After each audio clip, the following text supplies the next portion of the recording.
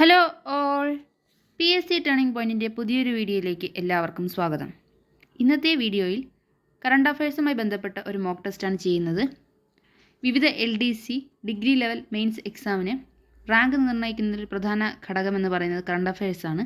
എല്ലാവരും വീഡിയോ പൂർണ്ണമായി കാണാൻ ശ്രമിക്കുക. വീഡിയോ കണ്ടതിന് ശേഷം മാർക്ക് കമൻറ്റ് ചെയ്യാൻ മറക്കരുത്. വീഡിയോ ഇഷ്ടപ്പെട്ടാൽ ലൈക്ക് ചെയ്യാനും കമൻറ്റ് ചെയ്യാനും ഷെയർ ചെയ്യാനും മറക്കരുത്. ഇതുപോലെയുള്ള കൂടുതൽ വീഡിയോകൾക്കായി ഞങ്ങളുടെ ചാനൽ സബ്സ്ക്രൈബ് ചെയ്യണേ. അപ്പോൾ നമുക്ക് വീഡിയോയിലേക്ക് കടക്കാം. ആദ്യത്തെ ചോദ്യം നോക്കാം. ഇന്ത്യയുടെ 74ാമത് അതായത് 2023 റിപ്പബ്ലിക് ദിനാഘോഷത്തിലെ മുഖ്യ അതിഥി. ഉത്തരം ഓപ്ഷൻ ബി ആണ്, അബ്ദൽ ഫത്ത അൽ സിസി. ഇന്ത്യയുടെ 74ാമത് റിപ്പബ്ലിക് ദിനാഘോഷത്തിലെ മുഖ്യാതിഥി അബ്ദൽ ഫത്ത അൽ സിസി ആയിരുന്നു. 2023 അതായത് 74ാമത് 2023 റിപ്പബ്ലിക് ദിന ആഘോഷത്തിലെ മുഖ്യാതിഥി അബ്ദൽ ഫത്ത അൽ സിസി ആയിരുന്നു. അടുത്ത ചോദ്യം നോക്കാം. മഹാഭാരതവും രാമായണവും കുട്ടികളുടെ പാഠ്യപദ്ധതിയിൽ ഉൾപ്പെടുത്തുന്ന അറബ് രാജ്യം. ഉത്തരം ഓപ്ഷൻ സി ആണ്, സൗദി അറേബ്യ. മഹാഭാരതവും രാമായണവും കുട്ടികളുടെ പാഠ്യപദ്ധതിയിൽ ഉൾപ്പെടുത്തുന്ന അറബ് രാജ്യം സൗദി അറേബ്യയാണ്. സൗദി അറേബ്യയാണ് മഹാഭാരതവും രാമായണവും കുട്ടികളുടെ പാഠ്യപദ്ധതിയിൽ ഉൾപ്പെടുത്തുന്നത്. അപ്പോൾ ഈ ചോദ്യം അറബ് രാജ്യം എന്ന് ചോദിക്കുകയാണെങ്കിൽ തന്നെ നമുക്ക് ആലോചിക്കാം, പേരിൽ അറബ് ബന്ധമായിട്ടുള്ളൊരു വാക്കുണ്ട്. അപ്പോൾ സൗദി അറേബ്യയാണ് മഹാഭാരതവും രാമായണവും കുട്ടികളുടെ പാഠ്യപദ്ധതിയിൽ ഉൾപ്പെടുത്തുന്ന അറബ് രാജ്യം. അടുത്ത ചോദ്യം നോക്കാം. താഴെ കൊടുത്തതിൽ ജെന്നി ജെറോം എന്ന വ്യക്തിയുമായി ബന്ധപ്പെട്ട ശരിയായ പ്രസ്താവന ഏത്? ഉത്തരം ഓപ്ഷൻ സി ആണ്. തീരമേഖലയിൽ നിന്നുള്ള ആദ്യ മലയാളി വനിതാ കൊമേഴ്ഷ്യൽ പൈലറ്റ്. അപ്പോൾ ജെന്നി ജെറോം എന്ന വ്യക്തിയുമായി ബന്ധപ്പെട്ട ശരിയായ പ്രസ്താവനയാണ് തീരമേഖലയിൽ നിന്നുള്ള ആദ്യ മലയാളി വനിതാ കൊമേഴ്ഷ്യൽ പൈലറ്റ്. തീരമേഖലയിൽ നിന്നുള്ള ആദ്യത്തെ മലയാളിയായ വനിതാ കൊമേഴ്ഷ്യൽ പൈലറ്റാണ് ജെന്നി ജെറോം. അടുത്ത ചോദ്യത്തിലേക്ക് കടക്കാം. പ്രഥമ കേരള പുരസ്കാരങ്ങളിൽ തെറ്റായത് കണ്ടെത്തുക. ഉത്തരം ഓപ്ഷൻ ഡി ആണ്, മമ്മൂട്ടി കേരളശ്രീ. പ്രഥമ കേരള പുരസ്കാരങ്ങൾ തെറ്റായതാണ് ഓപ്ഷൻ ഡി. ശരിയായിട്ടുള്ളത് ഏതൊക്കെയാണെന്ന് നോക്കാം. MD വാസുദേവൻ നായർ കേരള ജ്യോതി, ഓംചേരി NN പിള്ള കേരള പ്രഭ, കാനായി കുഞ്ഞിരാമൻ കേരളശ്രീ. പ്രഥമ കേരള പുരസ്കാരങ്ങൾ ശരിയായിട്ടുള്ളതാണ് MD വാസുദേവൻ നായർ കേരള ജ്യോതി. കേരള ജ്യോതി ലഭിച്ചത് MD വാസുദേവൻ നായർക്കാണ്. കേരള പ്രഭ ലഭിച്ചത് ഓംചേരി NN പിള്ള. ഓംചേരി NN പിള്ളയ്ക്ക് കേരള പ്രഭയാണ് ലഭിച്ചത്. കാനായി കുഞ്ഞിരാമൻ കേരളശ്രീ. കേരളശ്രീ ലഭിച്ചത് കാനായി കുഞ്ഞിരാമൻ. കേരള ജ്യോതി MD വാസുദേവൻ നായർ, കേരള പ്രഭ ഓംചേരി NN പിള്ള, കേരളശ്രീ കാനായി കുഞ്ഞിരാമൻ. അടുത്ത ചോദ്യം നോക്കാം. പോഷകാഹാരക്കുറവുള്ള കുട്ടികളുള്ള വീടുകളിൽ പശുവിനെ നൽകാൻ തീരുമാനിച്ച സംസ്ഥാനം. ഉത്തരം ഓപ്ഷൻ ഡി ആണ്, ഉത്തർപ്രദേശ്. ഉത്തർപ്രദേശാണ് പോഷകാഹാരക്കുറവുള്ള കുട്ടികളുള്ള വീട്ടിൽ പശുവിനെ നൽകാൻ തീരുമാനിച്ചത്.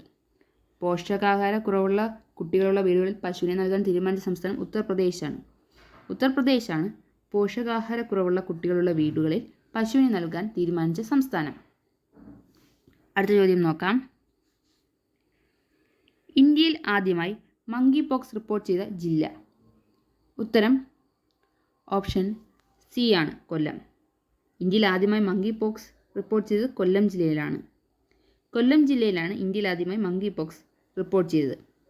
ഇന്ത്യയിൽ ആദ്യമായിട്ട് മങ്കി പോക്സ് റിപ്പോർട്ട് ചെയ്തത് കേരളത്തിലാണ്.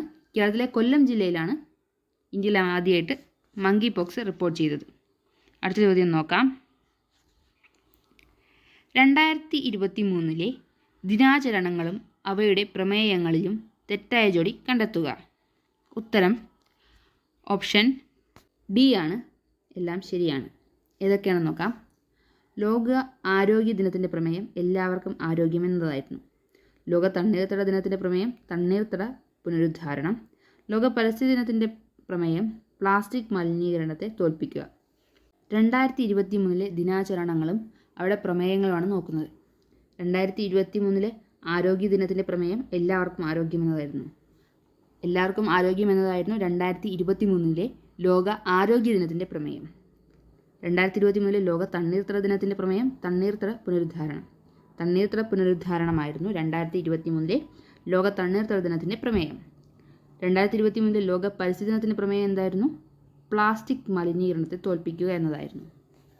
പ്ലാസ്റ്റിക് മലിനീകരണത്തെ തോൽപ്പിക്കുക എന്നതായിരുന്നു 2023 ലോക പരിസ്ഥിതി ദിനത്തിൻ്റെ പ്രമേയം. അടുത്ത ചോദ്യം നോക്കാം. താഴെ കൊടുത്തതിൽ മുഖ്യമന്ത്രി പിണറായി വിജയൻ കൈകാര്യം ചെയ്യുന്ന വകുപ്പുകൾ ഏതൊക്കെ? ഉത്തരം ഓപ്ഷൻ സി ആണ് 1, 3. ആഭ്യന്തരം, വിവരസാങ്കേതിക വിദ്യ എന്നിവയൊക്കെയാണ് മുഖ്യമന്ത്രി പിണറായി വിജയൻ കൈകാര്യം ചെയ്യുന്ന വകുപ്പുകൾ. അപ്പോൾ തന്നിട്ടുള്ള ഓപ്ഷനുകളിൽ മുഖ്യമന്ത്രി പിണറായി വിജയൻ കൈകാര്യം ചെയ്യുന്ന വകുപ്പുകളാണ് ആഭ്യന്തരം, വിവരസാങ്കേതിക വിദ്യ എന്നിവ.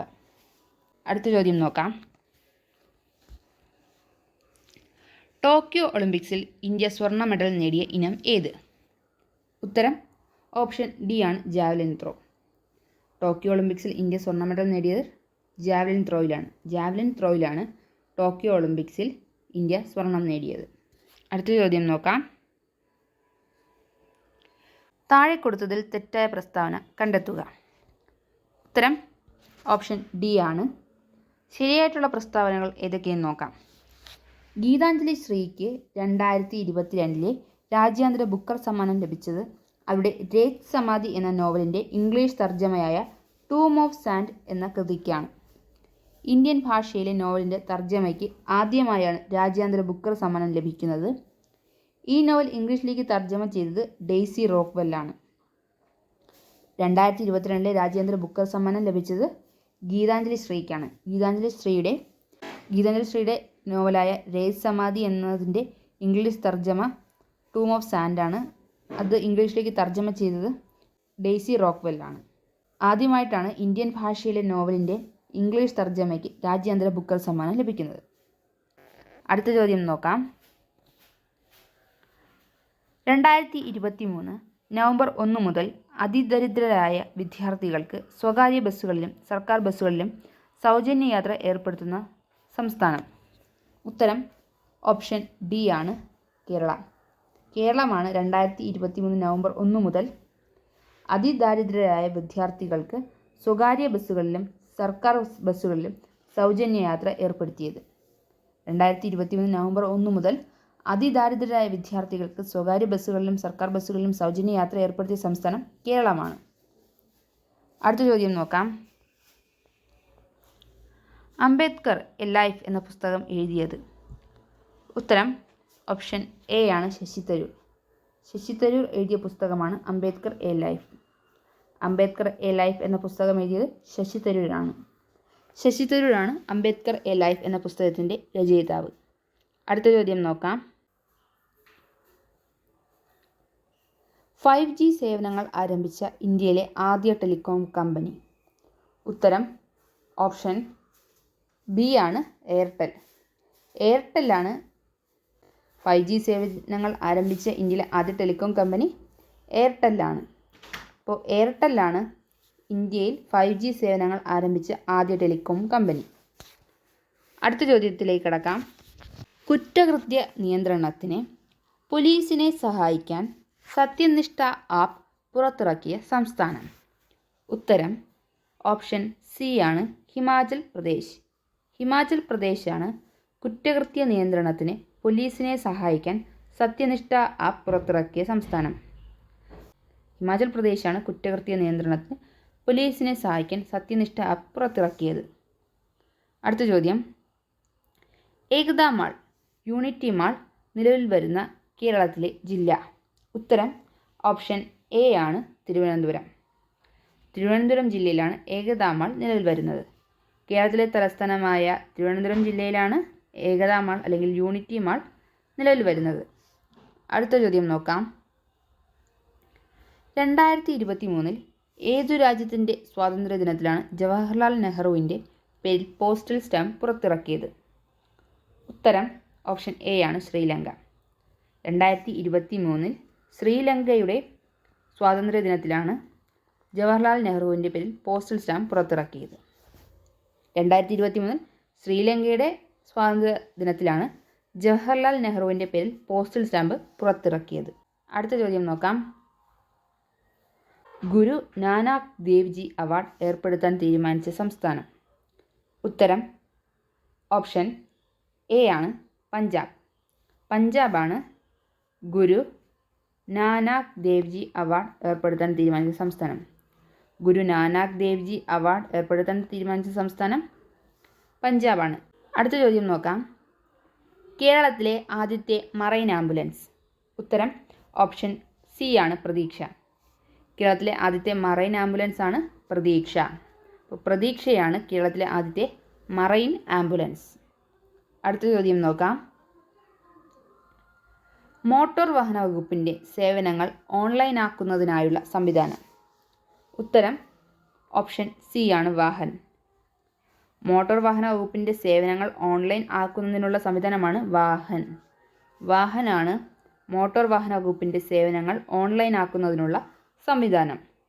അടുത്ത ചോദ്യം നോക്കാം. ഉത്തർപ്രദേശിലെ ഫൈസാബാദ് ജില്ലയുടെ പുതിയ പേര്? ഉത്തരം ഓപ്ഷൻ സി ആണ് അയോധ്യ. ഉത്തർപ്രദേശിലെ ഫൈസാബാദിൻ്റെ പുതിയ പേരാണ് അയോധ്യ. അയോധ്യ എന്നതാണ് ഉത്തർപ്രദേശിലെ ഫൈസാബാദിൻ്റെ പുതിയ പേര്. ഉത്തർപ്രദേശിലെ ഫൈസാബാദ് എന്ന ജില്ലയുടെ പുതിയ പേര് അയോധ്യ എന്നാണ്. ഇന്നത്തെ വീഡിയോ ഇവിടെ തീരുകയാണ്. Thank you all.